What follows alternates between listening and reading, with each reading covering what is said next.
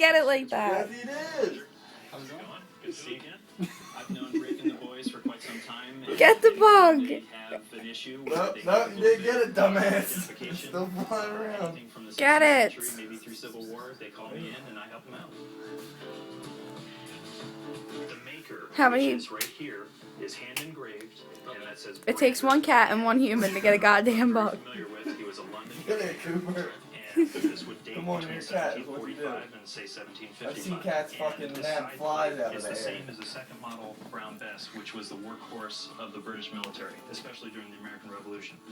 Back in the day, you would have found blunderbusses used for coach defense, for naval boarding engagements. Get it? Here on the barrel, this mark here, the oval with the crown over V is for viewed from the Tower of you got London. it. They would Yep. usually put You got it? times the normal. Are you sure? powdering Yeah, he's eating it. Ah, nice. and if it We're passed, killing it, of one or course, the other.